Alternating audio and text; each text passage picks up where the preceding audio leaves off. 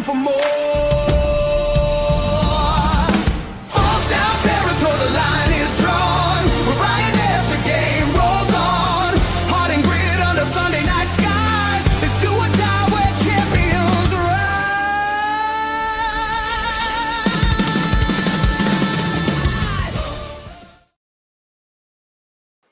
rise. Welcome, you cheeky bastards, here, the Cole County Entertainment Network. Oh, what the hell just happened? Hey!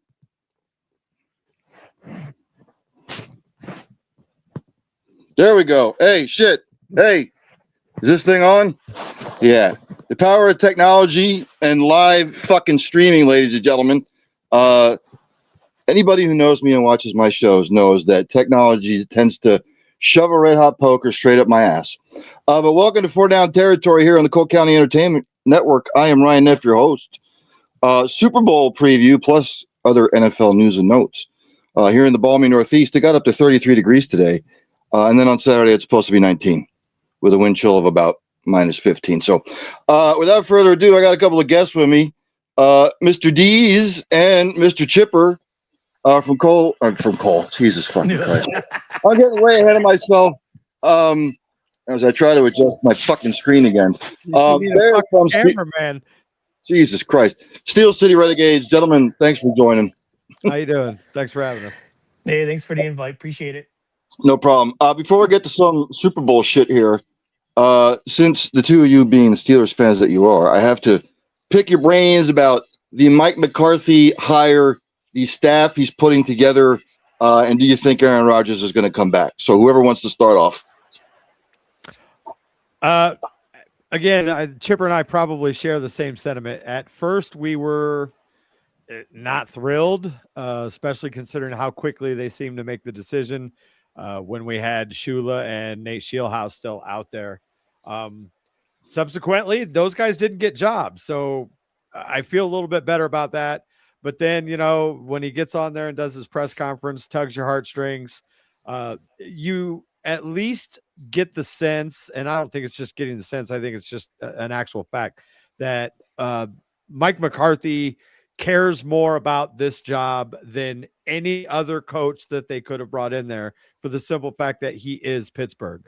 So knowing that, yeah, he's a little older than what we would like, but I think he has an opportunity to be a very good bridge bridge coach.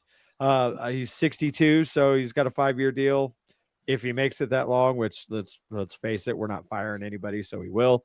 But I think he's got a chance to be a really good bridge coach, and he's going to give it his all because he lives there. That's his he can literally see his parents' house from his office. So I am excited about that. Excited about the coaching staff he's putting together. I'll let Chipper go there, and then we'll tackle Aaron. Go ahead, Chipper.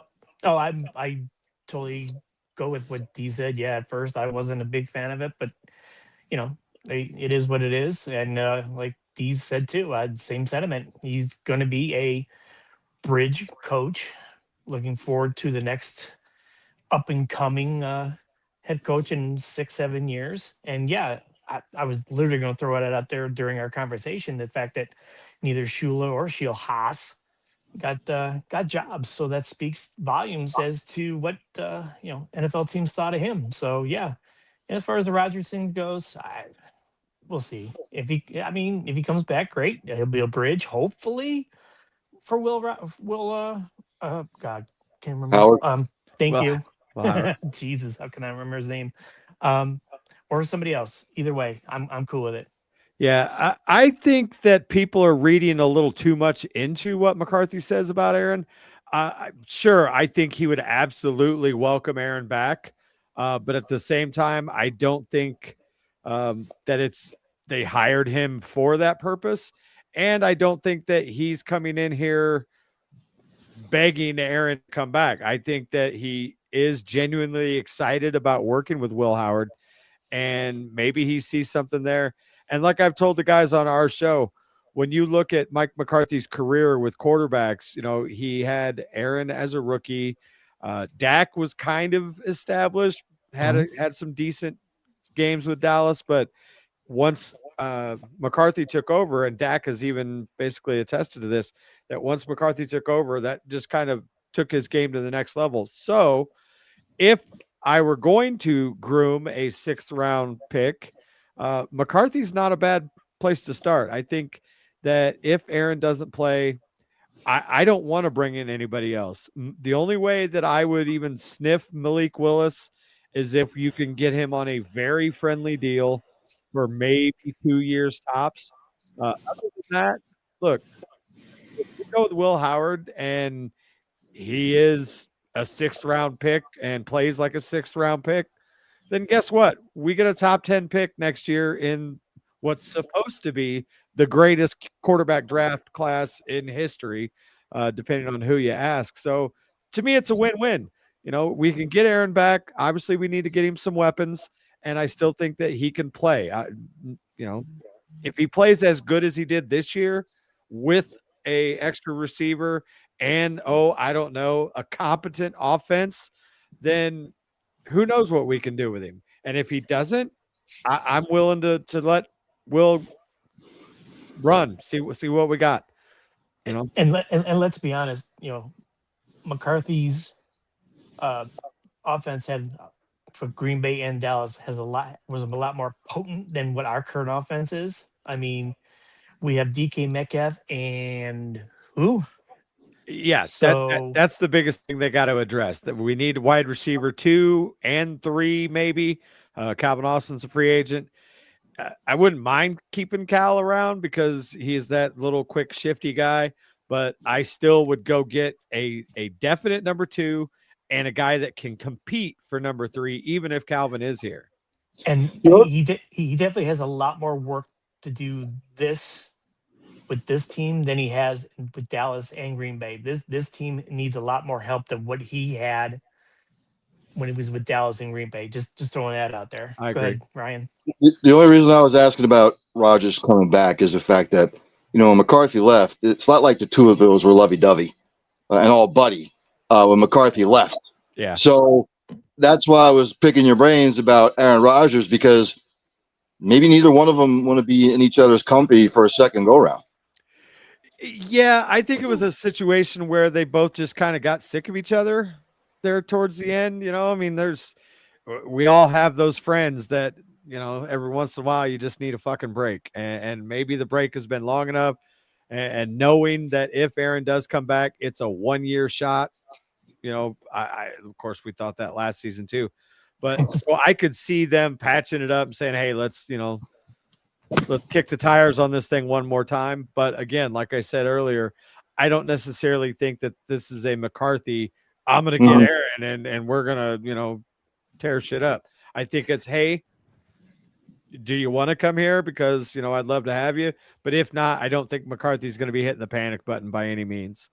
And to add to that, with McCarthy bringing in his offensive system, A-Rod knowing the system, it sure wouldn't hurt Will Howard to learn the offensive system from Aaron Rodgers for this year, and then have him being the starting quarterback, hopefully, maybe, we don't know, for the next 4 years. Or even competing with, one of those stud quarterbacks next season, because there's supposed to be plenty of them.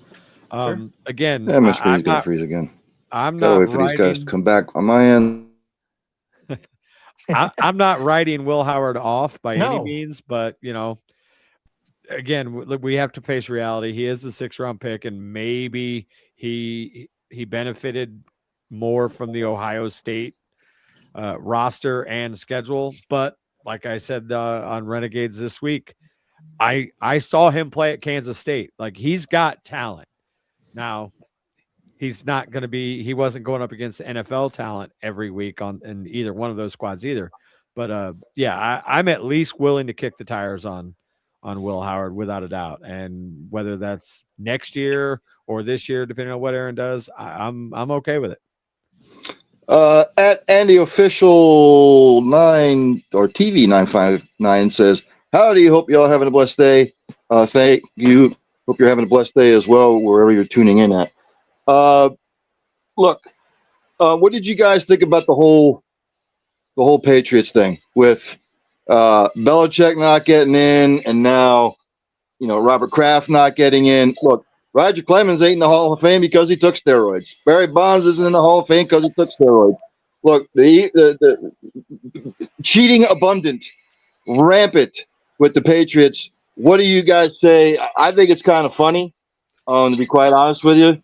Look, if you're going to do the crime and you get caught, you would expect things like this to happen, wouldn't you, or no?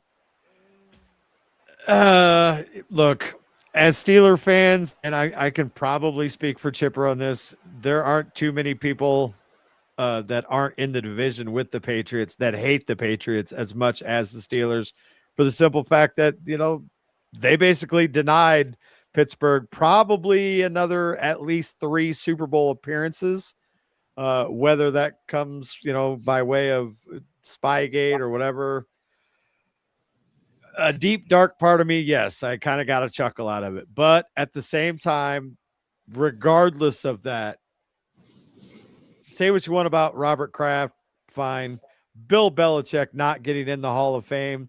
The man has 8 Super Bowl rings. I don't care if 1 or 2 of them came from a scandal that may or may not have, affected games. There have been several coaches that have come out and said that the kind of thing that they were doing, everybody was doing it. They just did it better. And yeah, it sucks because the Spygate especially directly affected the Steelers in 2001. That being said, the fact that Bill Belichick's not a first ballot Hall of Famer, no coach in the history of ever going forward can get in first ballot. I'm sorry. He's got 8 Super Bowls out of 59. Like, that's a hell of a percentage. Kraft, you own the team. Like, he didn't have anything to do with it other than hiring Belichick. Belichick's a GM. If you want to say he's not getting in the Hall of Fame, fine. He'll get in eventually. But the Belichick thing, I think, is absolutely ludicrous. I am 100% agreeance with D's about the Belichick thing. I mean, 8 Super Bowl rings. I mean, I say again, say what you want about the Spygate, Deflategate, all that stuff. The fact of the matter is, like, the man has not 1, not 2, but 8 Super Bowl rings. There's no reason in the world he should not have been a first ballot Hall of Famer. Yeah. Robert Kraft, he's an owner. Okay. Do I think he should have got in? Yeah, but owners, okay, fine. But when it comes to players or coaches, I'm more apt to lean towards that aspect. I mean, again, Belichick, 8 Super Bowl rings. There's no reason in the world he should have been a first ballot Hall of Famer. Do they shaft Brady?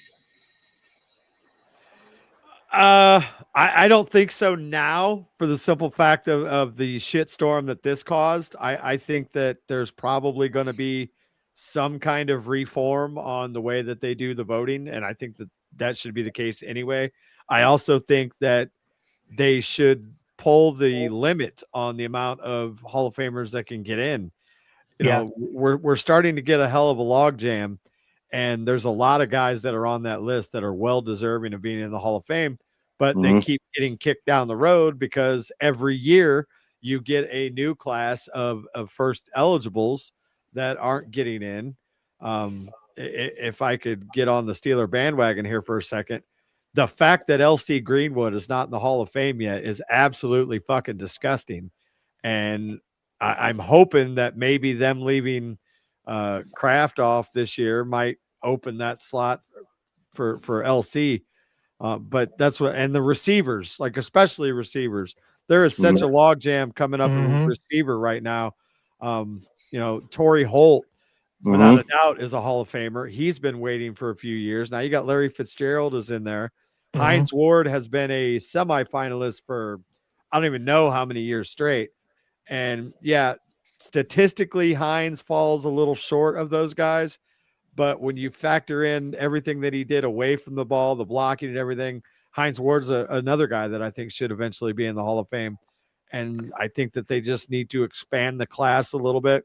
You don't even have to, make it a big, huge long ceremony because you have more players, or extend it.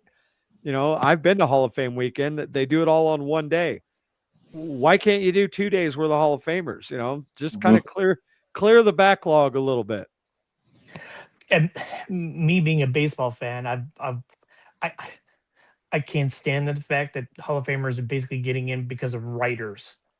I look at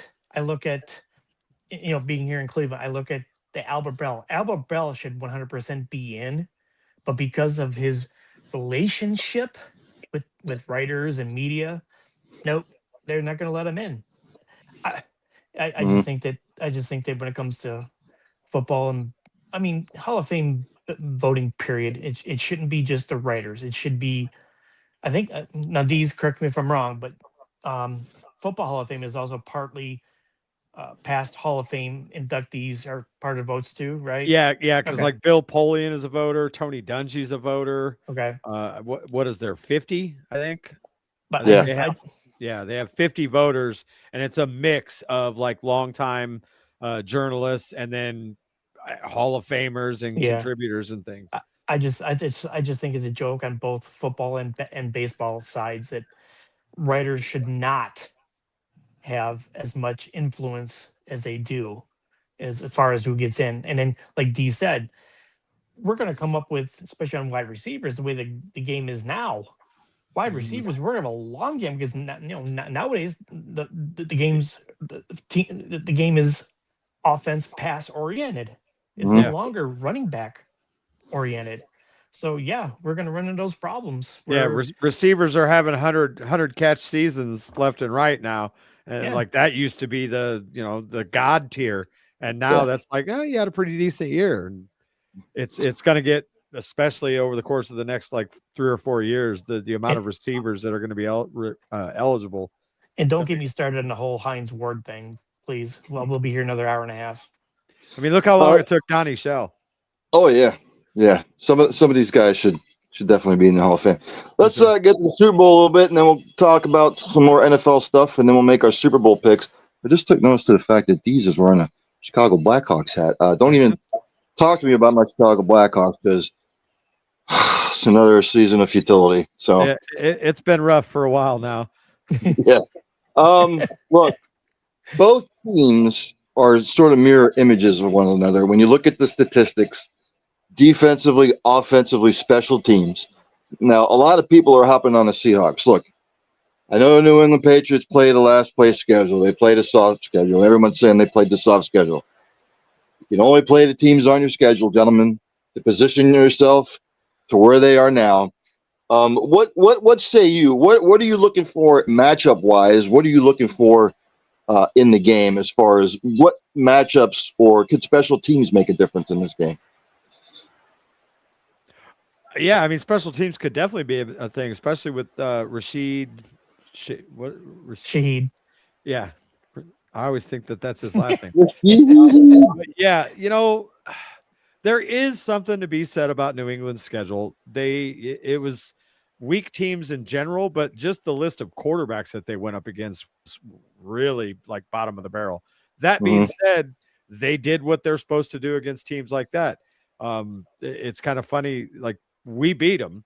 However, if you just looked at the statistics without looking at the turnovers, we had no business winning that game. But they fumbled the ball and 4 or 5 times and a pick. 5. I believe there was a pick in there as well. Yes. A total of 6 turnovers. They're a good team without question. That being said, Seattle, that defense is scary, and that defense has been scary against some pretty solid teams. And I think that they're definitely going to have an edge there. Sam Darnold, we haven't seen the collapse yet, but New England's defense is tough, and they play the kind of football that can take Sam out of his game. They can grind it out. Drake May can make some plays with his feet and put pressure on Sam. And I think that's when you have the chance of seeing old Jets Sam or December Vikings Sam rear his ugly head. Should be a good matchup though. Yeah, I kind of agree, but Seattle's defense is just kind of almost reminds you to lead you to boom. To be honest, I mean, crying out loud, the number one defense in the league. And the thing that kind of throws me off is Drake May, Sam Darnold. They're both in the biggest stage of their lives right now, of their careers right now. Which version of which are you going to get out of them? Are you going to get the Drake May who's supposed to be an MVP candidate, for, NFL MVP candidate, and he will light them up and take advantage of Seattle, or will you get the Sam Darnold who's been playing like the comeback player quarterback that he was this year? Man, it's going to be a great matchup. That's all I can say. Seattle's defense didn't look so great against the Rams, though. Well, the one thing I forgot to mention real quick, the AFC Championship. I don't care what anybody says. I loved watching that game in the snow. Mhm. I absolutely loved watching it in the snow. It gave me the old tuck rule game vibes. Yeah, and for Peyton to screw up by not taking the field goal when he should have. Yeah, what one matchup I think that could be a huge factor in the game is Hunter Henry, who the last time that Hunter Henry matched up as a Patriot against the Seattle team, I don't even think, I think Jacoby Brissett was the quarterback, and I think he had 9 catches for like 140 yards. And this season, Seattle is, I believe, the 6th worst defense against tight ends. So that could be a big part of the matchup is watching how New England can take advantage of the short stuff, the middle of the field, Hunter Henry. But the receivers in general, on the New England side, you've got Diggs and Hunter Henry, and then a couple of guys that, you don't even hear their names some weeks. Whereas Seattle, obviously, you have probably the current best wide receiver in the game, Jackson Smith and Jigba. You got Cooper Kupp, who any given day can revert back to his old self. And then, obviously, the explosiveness of Rashid Shaheed. Mm-hmm. So I'm just hoping that my anytime touchdown scorer parlay hits. So you saying you're putting money on Hunter Henry in some way, shape, or form? Yeah, I currently sit on a same game parlay with it's 5 legs, anytime touchdown score. Let me see what you guys feel about this. Kenneth Walker, Jackson Smith and Jigba. Yes. Hunter Henry. Yes. Ramondre Stevenson. No. And Drake May. This is the one that pushed it over the line. Oh, that's interesting. Okay, like a touch push or whatever type of thing. A scramble, whatever. Just get your ass in the end zone. Statistically, I was like looking over all the stats, the team stats, rushing, passing. They're literally mirror images of one another. Now, Seattle's played the harder schedule. Don't get me wrong. The only thing that concerns me with Seattle is Charbonnet's not there running the football. It's all on Kenneth Walker. Charbonnet getting hurt. His backup Panoli? I think so, yeah. And on the flip side of it, with New England, it looked like Travion Henderson took the role of the lead back, and Stevenson was running back too. Now it seems to be flipped. You go take a look at the last 5 games for New England. They rarely use Travion Henderson, by the way. So I don't know what they're going to do there. Really, I'm going to go back and forth on this all the way up until Sunday. I mean, I know who my pick's going to be, but I think, and I'm going to say it till the day I die, guys. You know what I'm going to say? Whoever can run the ball the best, that can stop the run, and you limit the turnovers, that's who's going to win the game. And again, you got Drake May, first-time Super Bowl, Sam Darnold, first-time Super Bowl. What are the jitters going to be like for both teams? Because a lot of those guys had not been in a Super Bowl before. No. Yeah. Nope. Yeah. I think that is where the Mike Vrabel factor can kind of come into play a little bit. Agreed. That being said, he's not on the field. Like, he can only tell those guys so much. When you're on the field and you know that everything rests on your shoulders, obviously that can change things. But I think that he will be a bit of a calming presence when it comes to that, just for the Mhm. simple fact that he can kind of walk him through that. Drake May seems like a pretty cool customer. And this sounds weird to say considering he's only been in the league 2 years, Yeah. but I think that the pressure is probably going to affect Sam Darnold more than Drake May. And Really? just a hunch. Drake May just seems like he's very composed. Just like, in that AFC title game when he had to get that first down, like the confidence that he had to call his own number on that Well, Mhm. rollout. well, I can kind of see your point because you remember last year when Sam Darnold had his chance with NFC Championship game, he took a massive poop, Lamar Yeah. Jackson. Yep. And I So mean, he was bad like fourth quarter or what did I say, December. Darnold in Minnesota, he was bad all the way oh through. yeah, Yeah.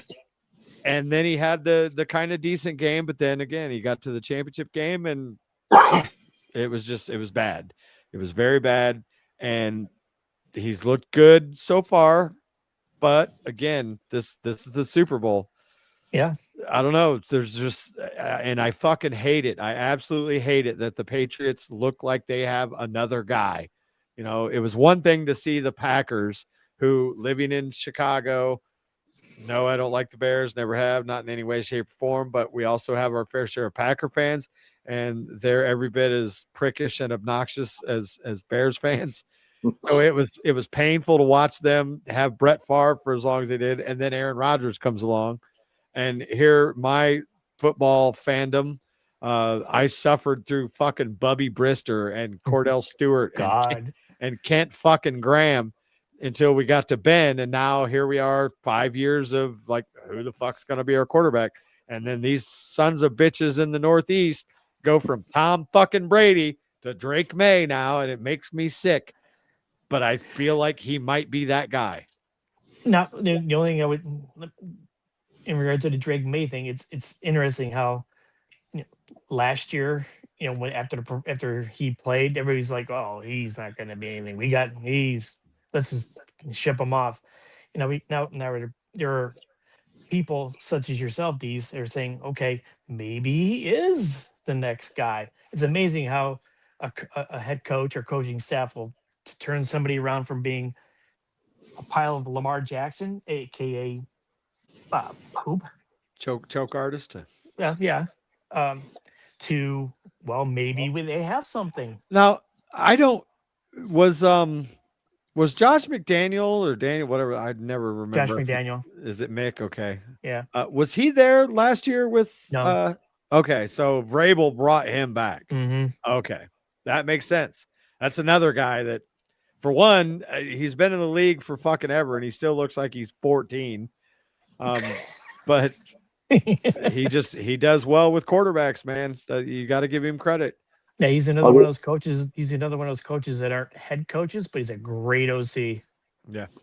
I'll just get out of the way now. I fucking hate the Patriots. I'm just We're right there with you, man.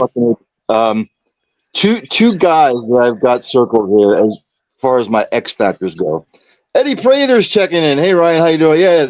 DEEZ here and Chipper from Steel City Renegades joining me, Eddie. Thanks for coming in. He's also another Cole County entertainment guy. Kayshawn Booty, Captain Booty, over there for the Patriots is an X factor. And AJ Barner. DEEZ has a nice booty, by the way. And AJ Barner, the tight end for the Seahawks, because if they focus on Jackson Smith and Jigman too much, I've seen AJ Barner this year have a couple of really, really solid games. So I've got those two circled. Who are your X factors? Chipper, who's your X factor? You get sucking on your baby bottle there. Are we talking about offense or whoever? You can pick whoever you want to. My X factor on the Seattle side, I'll put this out there as my number one X factor. It's a matchup. Mm-hmm. DeMarcus Lawrence against Will Campbell. That is my matchup X factor for that. Okay. Because I mean, Will Campbell's been outstanding at left tackle for the Patriots, and we all know who DeMarcus Lawrence is. So we'll see how that works out. Can Will Campbell protect Drake May from DeMarcus Lawrence? From individual X factor, I kind of like DEEZ's thing about the Hunter Henry thing. And I didn't really give it much thought until then, because obviously I'm thinking the JSN, the Cooper Cup, Stefan Diggs. But man, Hunter Henry, yeah, I'll go with that. I'll even throw this out there, just throwing a shot there. Ramondre Stevenson. I mean, you never, if provided he can hang on to the ball. Yeah. Yep. DEEZ. Yeah. I think that with Vrabel coming from the Bill Belichick school of thought, they're going to do everything in their power to take Jackson Smith and Jigba out of the game. So I think the big X factors, plural, are going to be Cooper Kupp and Rashid Shaheed. Seattle is going to have to take advantage of those matchups, because I think Vrabel is going to do everything in his power to limit Jackson Smith and Jigba. Now, we've seen that a lot of teams have tried to do that, and it just doesn't work out to their favor. But Christian Gonzalez is one of the top flight corners in the league, so they're definitely going to give him hell. But I think if Cooper Kupp can, recapture a little of that old Rams magic, which we've seen flashes of it, and Sam Darnold doesn't absolutely shit himself, then I think Seattle will be in pretty good shape. And again, I'm with him. I'm going to go with Hunter Henry. I think tight ends are Seattle's weakness. And if there's something there to be exploited, that's where it's going to be. Or, again, to piggyback off of Chipper, a mix of either Stevenson and, I mean, you got to throw all the cards on the table. So I would expect that we're going to see Travion a little bit more this game. Just to throw Seattle a wrinkle that they may not be anticipating, just because he hasn't been on the field that much down the stretch. Eddie's got two comments here real quick, and he's fucking killing me here. I think I give the advantage to the Pats when it comes to coaching. My X factor is Josh McDaniels, lots of experience in these types of games. Eddie, you're killing me, man. You're killing me. I mean, he's not wrong. No, he's not.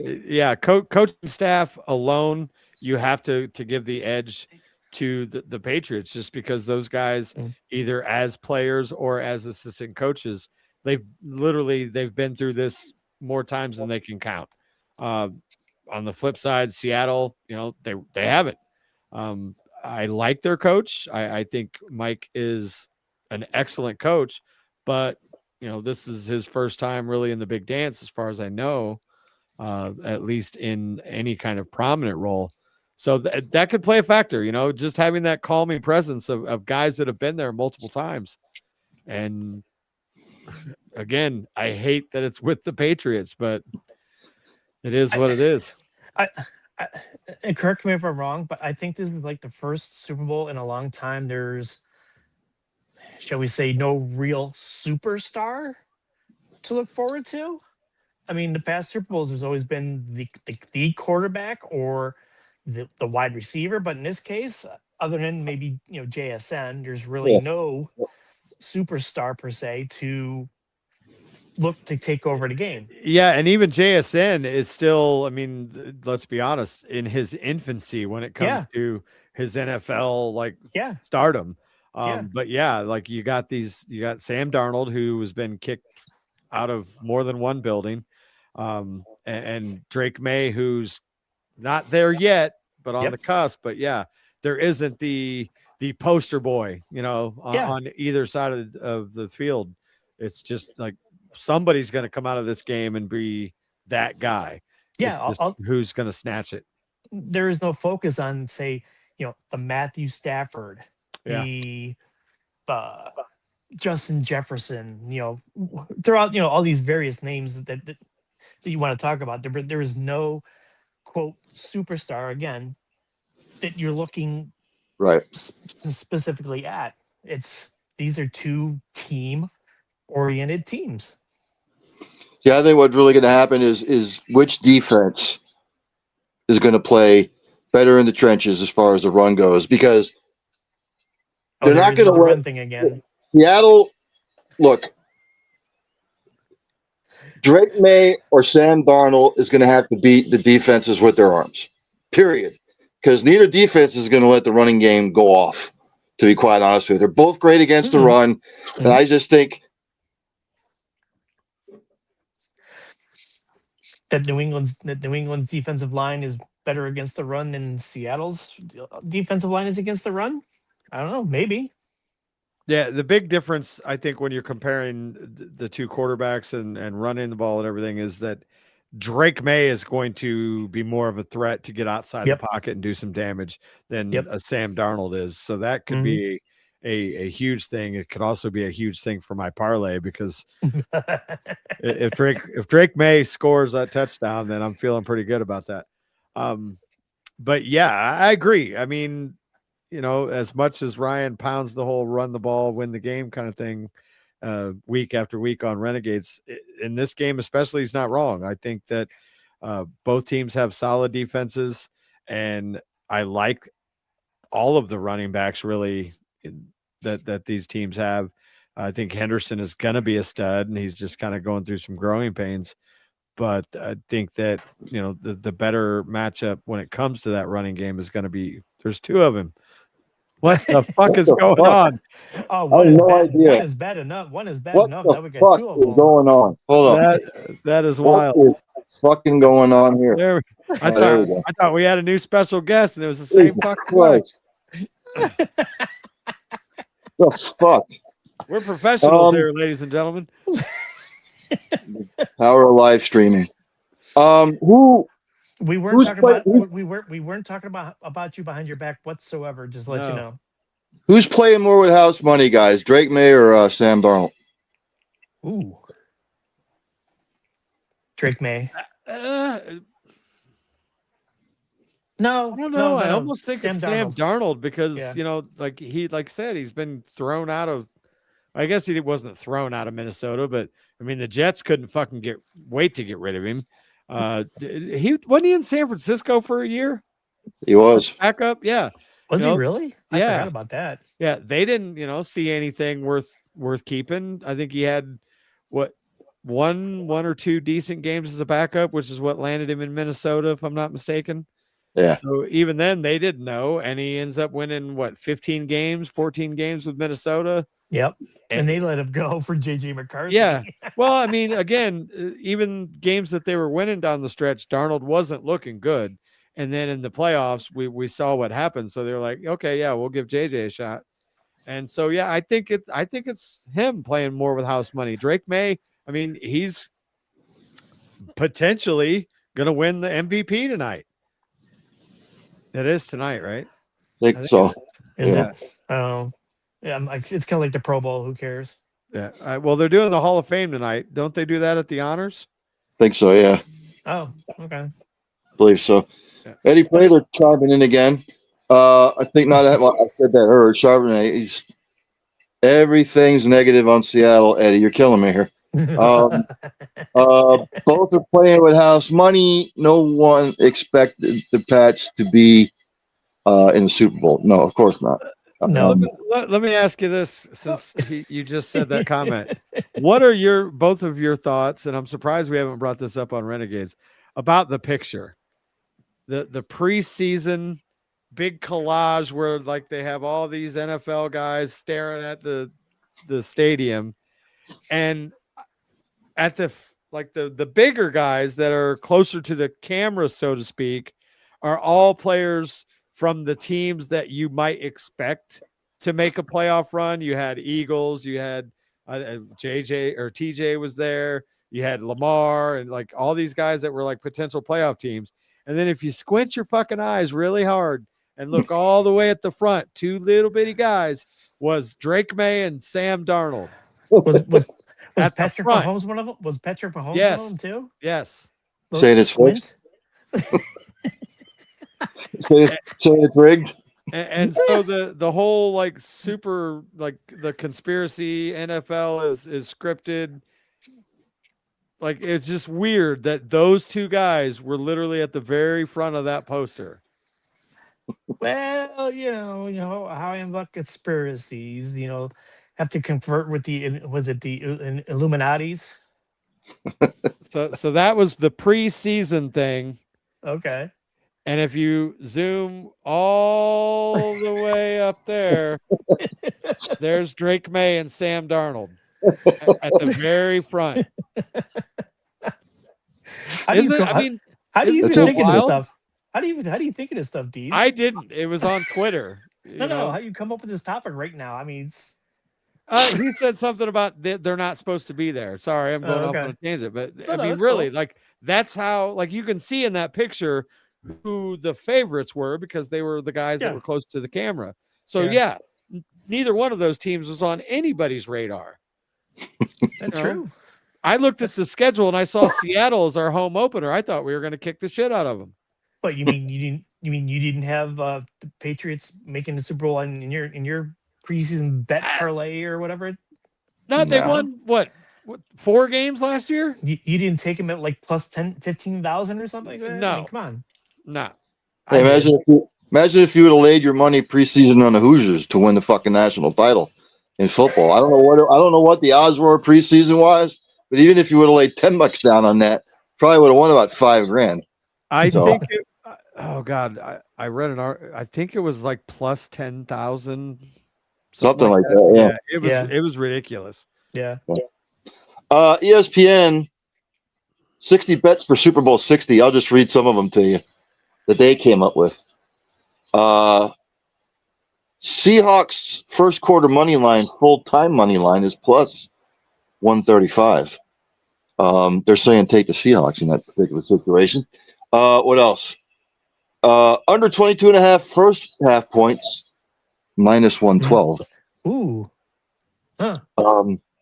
Seahawks team total over 25.5, minus 110. I'll take the under. Let's see what else do they have on here. Total points over 45.5, minus 115. 45 at the half? 45.5. Oh, at the half. Oh, okay. No, 45.5. 45.5. Gotcha. I took the Drake under. May, 36 plus pass attempts, plus 289. Wow, that's a lot. May, plus 20 completions, minus 127. I think if May throws over 36 times, they're in a lot of trouble. Correct. What do they have here on Darnold? Darnold under 230.5 passing yards, minus 111.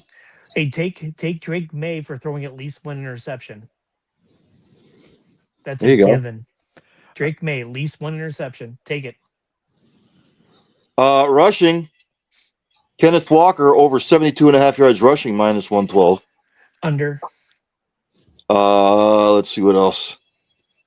Travion Henderson, longest rush, 10 plus yards, plus 143. I'll take the over. Let's see what else. Last one. Receiving he's- prop, JSN over 94.5 receiving yards, minus 113. Ooh. Keyshawn Butte over 30.5 receiving yards, minus 115. What other stupid ass shit that they have on here? Hey, Yeah. take either kicker 2+ field goals. Yeah, that would be a good one. So let me get your opinion on this. I made 2 bets. Okay. One was the one I told you about, the 5-leg anytime touchdown score, $25 to win 3,000. The other one, Shit. yeah, the other one was Wait. Hold on a second. That's a 5-leg anytime touchdown parlay? No shit. yeah, plus You it's think- like you think plus you think 4,000 or whatever. You think there's gonna be 5 touchdowns scored? I think you know what I think this game, when you look at it, looks like it's going to be this defensive, like just slobber knocker. Yeah. But I don't know. I've got it in my gut that these guys are going to throw some haymakers and we're going to get some big plays. I think we're going to get a lot more scoring than, and maybe this is my betting brain talking because the next bet that I made requires some touchdowns, but it's not that difficult. Here's the bet. Okay. Go ahead. Both teams, if each of them scores 1 rushing and passing touchdown, so a total of 4 touchdowns, Yeah. both teams before halftime, $25 wins me 3,100. I don't see that happening. Shut up. Nobody asked you. I'm just saying that the rushing Hey. thing is the rushing one is what throws it off. All right, win unless you play. That's what they say. So, all right, before we get into our picks, a couple of NFL stuff I want to get into before we make our official picks. Hey Deez, feel free to throw me, throw some of that cash that you have that you can afford to bet $25 on each parlay. The only that reason you do. I even have that is because the anytime one that I didn't even know I won until the next day. Sorry, Ryan, go ahead. Your gentleman's thoughts on Robert Kraft saying an 18-game schedule is most likely to happen. I think he better fucking talk to the NFLPA before he opens his mouth, because The NFLPA has come out. You know, the interim president has said players aren't for it, but you know how the owners are. So, and they're going to cut preseason to 2 games, but they want to increase the regular season to 18 games. Plus, every fucking team gets an overseas game. they're gonna, if they do 18 games, then they have to go to 2 buys. Yep. Which again extends the season another week, one way or the other. Which Into March. Well, I guess it doesn't really extend it because they, like he said, they're just gonna. Well, no, the bye is gonna extend it 1 week regardless. Yep. But it does kill another preseason game. Look, as somebody who loves football and absolutely like goes into depression when it's not around, I'm in favor. But it's still going to be tough. There's going to be obstacles. There's going, you can't sit there and preach to me about all these rule changes and treating quarterbacks like they're fucking women. No offense to the ladies, and talk about player safety initiative and all that. Oh yeah, but go run into a brick wall for 1 more week for us. Yep. It's the big money machine. It may not happen this year, but it's gonna happen. Eventually it's gonna go that way. I don't know when the next CBA is up. I think that might be when it does happen, because the NFLPA is going to want a lot of concessions in order to do that. Yeah, I agree. I agree. They're going to want a lot of concessions. I'm not a fan of 18-game schedule for some fact. I'm looking at it from a player's point of view. I mean, we're already playing 17 games as it is, in the preseason, training camp, all this stuff, and we're already taking a toll on our body. We're always doing testing on CTE, brain, concussions and all that stuff. And players are already having to deal with injuries after the fact, and with all the knee surgeries that they're dealing with, anything, all that shit. You're going to have to expand the rosters because you're going to have more players hurt, and more players hurt means that more players are getting on the field that probably shouldn't be on the field, which is going to lead to sloppier football. Yep. So, and they'll just come out with fucking AI robots. We'll just throw AI robots out there. Let them play. AI robots get hit. Yeah. But you joke, but it's coming. Like I don't think we'll be alive to see it, but it's coming. But then again, everybody knows that the NFL is the big moneymaker sport, so they'll do whatever the hell they want to make the big money, because NFL is God. It's nobody. NFL is that, and then maybe the NBA, and then whatever sports after that. If the owners do this and it comes to fruition, they don't give a fuck about the player's safety. They don't care about their health. They don't care about jack diddly shit. Like next year, who is it that is playing in fucking Australia? You don't care about the player's well-being. You're flying them to fucking Australia to play an NFL game. Nobody in Australia gives a fuck about the NFL. They don't care about NFL football. They got rugby down there.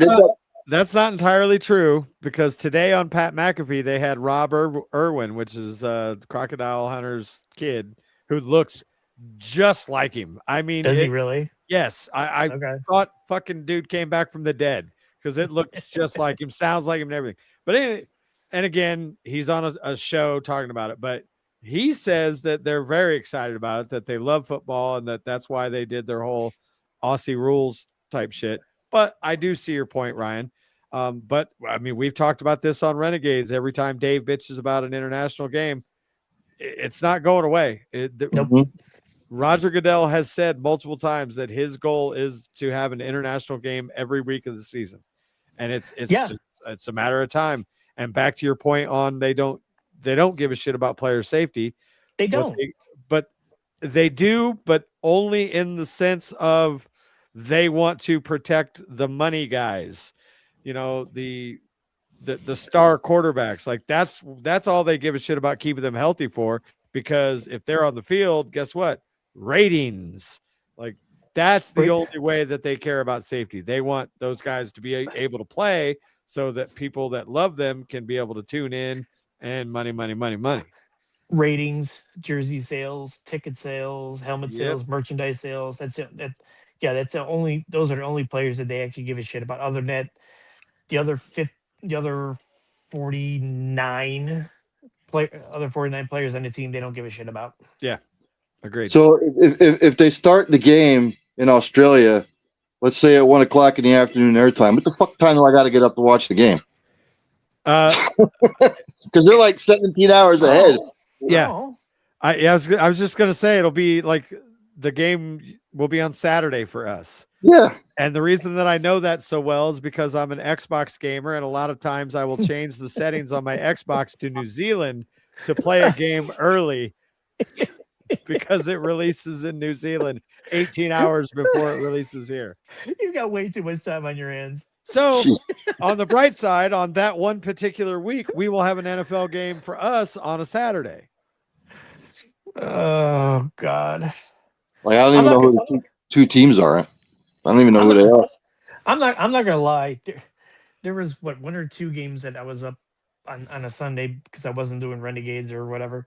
That I woke up at early in the morning and I started watching the England and whatever games at 9 in the morning. I'm like, well, what the hell? And from there, As just not- a pure football fan, those games, like those European games, are awesome because, like what Chipper just said, you wake up, you cook your bacon and eggs, and boom, football's on all day.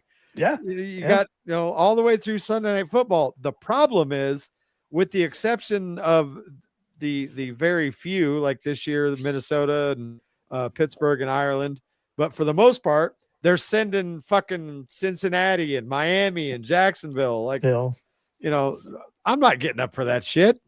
dude.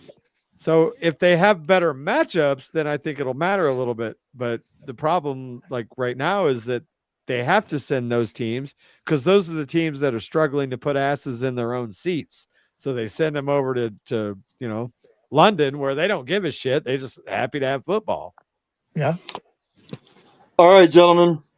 We've come to the portion of the show. We make our Super Bowl picks. I know we got about 6-7 minutes left, but anything And you else said you got? and you said we weren't going to make it an hour. Yeah, I know. That's just It's already an hour past my bedtime. and I appreciate you, Deez. Not a problem. So let's now Seattle's favorite by 4.5. So the odds makers are giving a little bit of love to New England. It being that low as far as -4.5. So Chipper, I'll start with you. When you look at the game in totality, who wins, what's the score, and why does that team win? I got Seattle winning. I did not take the spread, but I took the over under total points. I took the under of the total points because I'm not, man. I'm not. I don't know if New England will cover or not. I think it will be a close game, but I think it'll be a low scoring game. But yeah, I'm taking Seattle for the simple fact I think they have the better defense. That's the only reason. Both quarterbacks are playing on the biggest stage of their lives, their careers. Which one, if anyone, will take a crap in the biggest stage? Who knows? But yeah, I'm taking Seattle. I'm taking the under total points, and I'm taking because for the simple fact that I think Seattle's got the better defense. Deez? I find it interesting that the line has not moved in Mhm. almost 2 weeks. It literally opened at 4.5 and here we are. It still sits at 4.5. I'm with Chipper on the defensive situation. Seattle's defense, even if Sam Darnold doesn't play his greatest, I trust that defense a little bit more than New England's defense. That being said, I think it is going to be a close game. I still, again, my gut just tells me that these teams are going to put more points on the board than we think. I think we've had some slow starts here lately. But at the end of the day, I basically have to Take the Patriots. Take the Patriots. I have to say what I said on Renegades. If Seattle's fucking plane would have crashed on the way to San Francisco, I'd still pick them because I cannot, in good conscience, pick the New England Patriots for any reason whatsoever. Fuck New England. Fuck Robert Kraft. Fuck anybody who wears those fucking ugly ass fucking colors. Give me Seattle 30-26. Ooh, 30-26. Eddie, I need those anytime touchdown scores. Well, for all the fucking shit that Eddie talked, he is taking Seattle 20, Patriots 17. All that shit about the Patriots. Look, DEEZ, you will be hearing from Dave Portnoy about regards to the uniforms and all that shit. Just to let you know. Give me my number. I think what you're going to see for Seattle is a heavy dose of Kenneth Walker offensively. Take the pressure off of Darnold. As D said, I think what New England's going to try and do is double team Jackson Smith and Jigba, which is going to have to look at AJ Barner. Another one of the Seattle receivers is going to need to step up. And then for New England, I think like you guys were saying, Henderson, Ramondre Stevenson. I think Seattle is going to force Drake May to try and beat them. When all is said and done, I just think that Seattle defensively a little bit better than New England. I think offensively they're mirror images of one another. I've got Seattle winning 26-20. Seattle. Look, and if Seattle gets on the goal line, there ain't no fucking run the fucking ball. Run the fucking If they get on the goal line this time with a chance to win it, they're going to run Kenneth Walker to third 4 straight fucking times is what they're going to do. Yeah, that was literally my exact quote at the end of the show last week. Run the goddamn ball if you're on the one. You know what'll happen is DEEZ will have 4 out of his 5 touchdown scores hit, and when it comes down to the last game, if this happens, Chipper, I am coming to fucking Elvira, Ohio, or wherever the fuck you live, and I'm breaking my foot off in your ass. Sam Darnold would run it in as opposed to Kenneth Walker. Just throwing it out there. I swear to God, if you just manifested that, I'll never fucking speak to you again.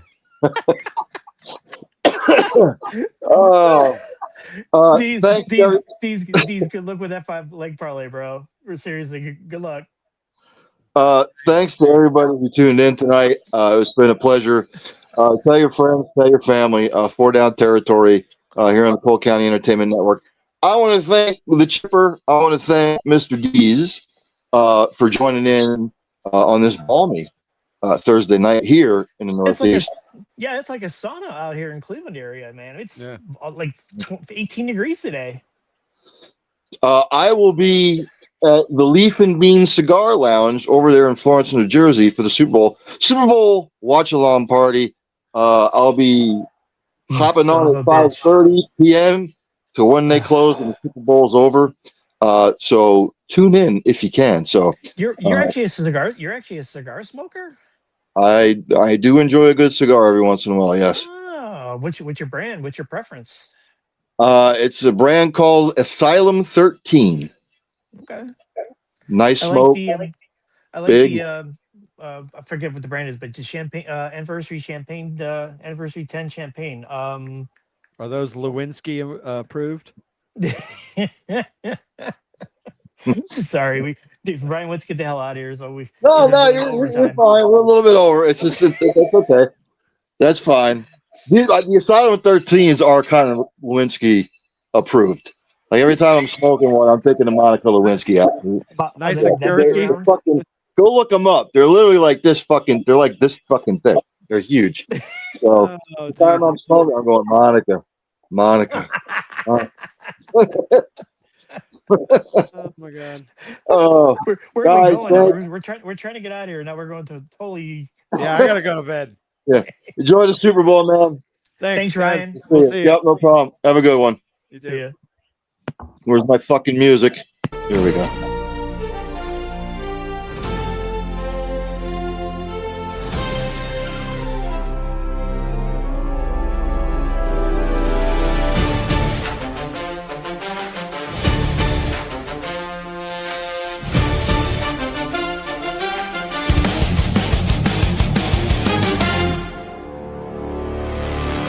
Lights are bright, the field's alive. 4 yards to glory where legends thrive. Ryan F's the name, the game's the grind. Big hits, big plays, the crowds a roar. Every inch matters when you're fighting for more.